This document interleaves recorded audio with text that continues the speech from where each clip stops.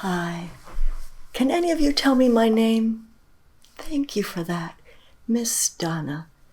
Names matter because every single person, every creature is important, and we can connect to them by their names. Can anyone tell me what interdependent means? Interdependent. Yes. It means that relationship matters. What we do affects others. That is true of people. It is true of nature. It is true of our whole world. When you saw the dead and dying reef, that is interdependency. When the coral dies, other creatures must find another home, or they die as well. It is also true of our symphony orchestra. This is a quick review. Remember, I played on the flute. Of course, we know that by now. And I played on a silver and gold one. And it sounded different than the wooden one. Let's refresh our memories. The wooden one.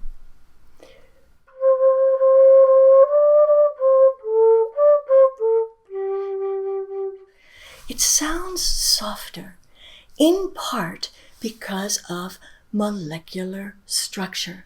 Now, structure is how things are put together, and these are molecules, and how they are put together creates a different sound. All matter, everything is made up of these structures, and so the wooden flute sounds softer. Now, if we visit the symphony orchestra, let's pretend that we are going there, and we see all the musicians warming up. What they're doing is preparing.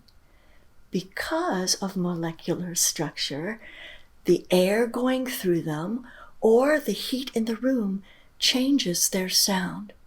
So what the musicians are doing in preparation is to balance their instruments. So when they tune, they'll be in the perfect state to play perfectly. That's great science, isn't it?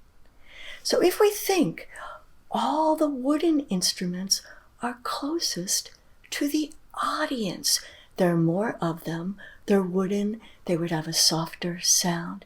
That is great science too. And we can notice that. Behind those wooden string instruments are the woodwinds. And then, perhaps the loudest of them would be the brass and the percussion. So after the instruments and the musicians warm up in preparation to play, they get silent, and somebody walks on carrying a violin. This person is called the concert master. Let's say that, concert master. And whether they are male or female, they are called concert master. And then they all tune, and then somebody else comes on. And that is the conductor. Remember, the conductor leads the orchestra. But in truth, as we know, every single member of that orchestra is a leader. Everyone must play their part and do their best. That is true for you in your classroom. Every time you do your best gets better. And you lift others up with you. This is the way our world should be. And it is true of the coral reef. When the coral are doing well, everybody does better. We talked about music and rhythm and melody. We didn't talk so much about tempo. Let's talk about that for a second. Tempo means fast or slow, and you've heard me play this.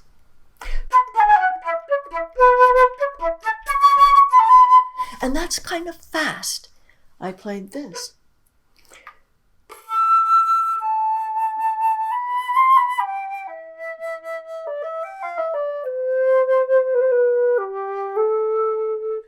It is slower.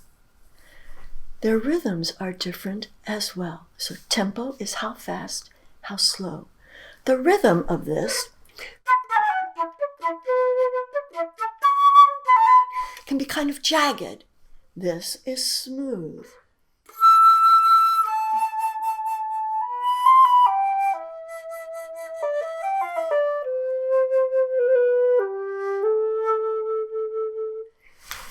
In terms of their melodies, they both go kind of high and low, but they do it in a way, for the one, it's exciting, something is going to happen.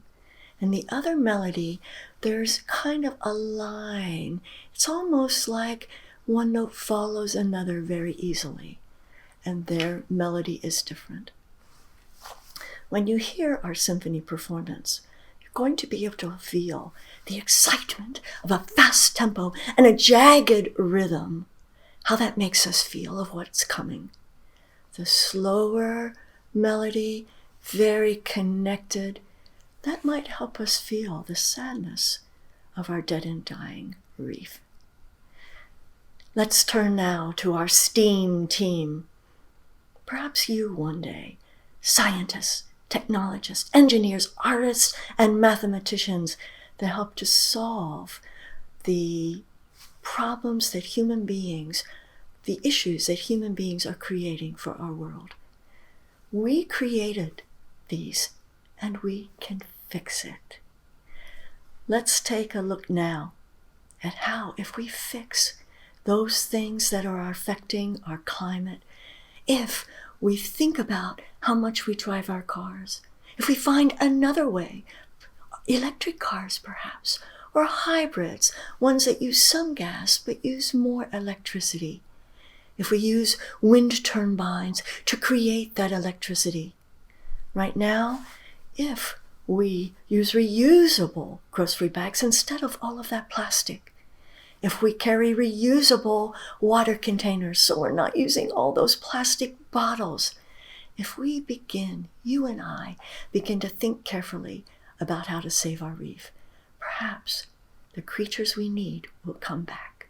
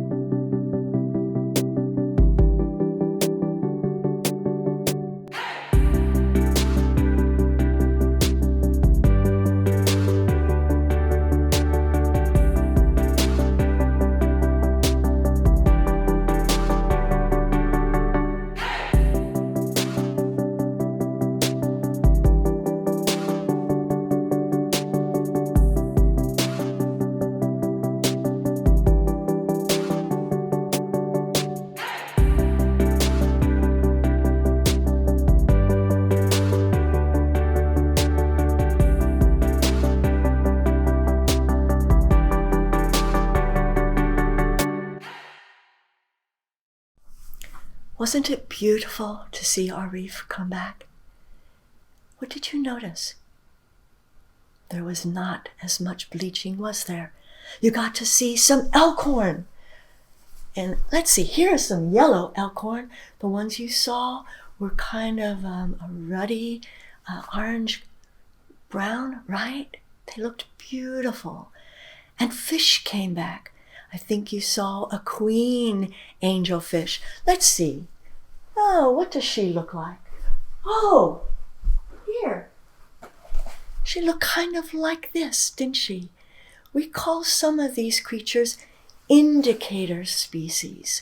First indication is that the reef has color and that there are lots of different kinds of fish and creatures. I think you saw some juvenile, which means very young damselfish, those little blue ones fishing, swimming around. Who else needs to come back? We call them indicator species. One we definitely need is the banded butterfly. You see, it's yellow and black, and they have an eye on both their head and their tail. And so then their predators can't quite figure out which is the head and which is the tail and are confused and perhaps let them go by.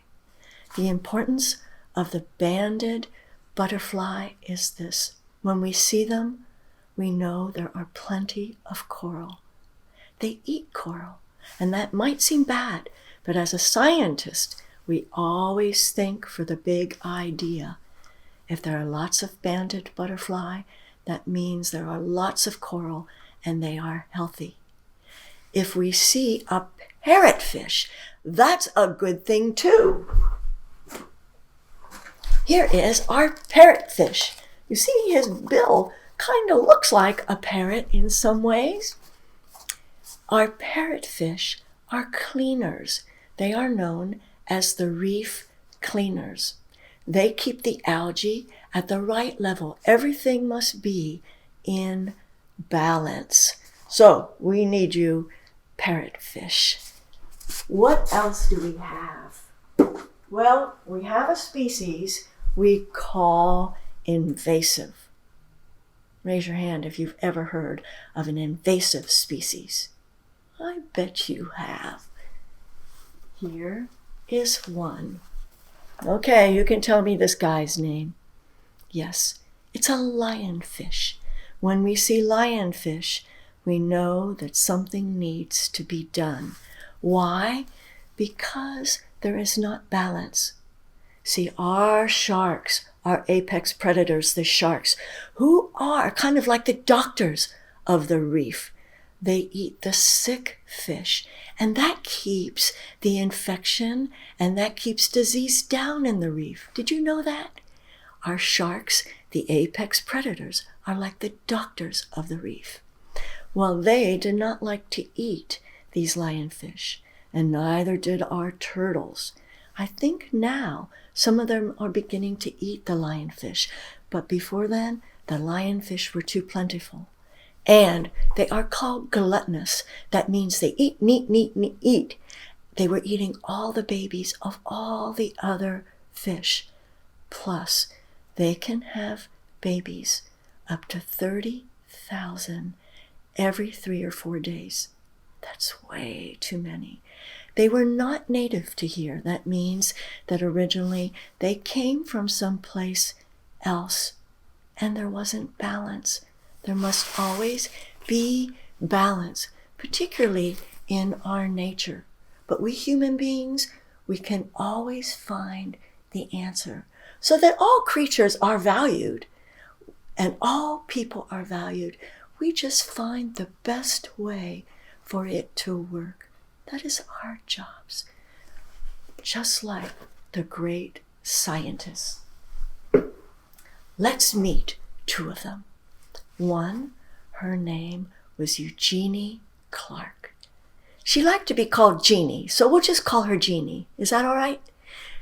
She is known as the Shark Lady. Jeannie Clark came to learn about fish. She is called an ichthyologist. Can you say that? Ichthyologist, that's someone who studies fish. And it happened by chance. That's the way it can always happen. Her mother had to go to work. Her father had died, and she had to go to work with her mother on Saturdays and just sit there and do nothing.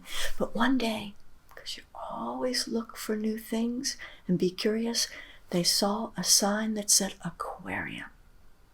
And they said, this is the answer. Instead of sitting there bored all day long, Jeannie went to the aquarium and she fell in love. She found what she loved, and then she worked hard at it.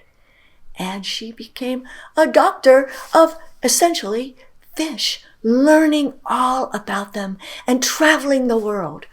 And she was one of the first. She was a pioneer in scuba equipment. What is scuba?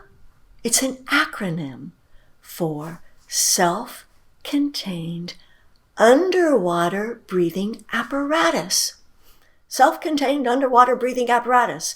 That means you can go under the water for periods of time without having to come up for air all the time. She was one of the first, a pioneer. I hate to say it, but she was also one of the first females. All people no matter their gender, no matter what you look like, can reach the top of any profession you want, and no one should hold you down. She is a pioneer for all women in marine biology. She was one of the first to study all kinds of sharks. She led the way. We're going to go on a dive with her and see the world as she saw it. She knew every kind of fish. And if we went into our live reef, she would be able to point out what you saw, the moray eel. And there were sergeant major fish. And there were, let me see what else we saw. We saw perhaps some turtles, didn't we? If we didn't see them in that water video, you'll see them when you come to the Symphony, when I take a dive with Jeannie. I want to introduce you also to a very special person. His name is Dr. David Vaughn. And Dr. Vaughn found a way, just by accident, which is the way a lot of science happens. If you're watching and noticing, you learn things, you see things, and you can have the big ideas. Dr. Vaughn figured out how to grow coral, brain coral, 25 times faster in his lab than it can in the wild. Wow. And he has given his life to planting 1 million coral.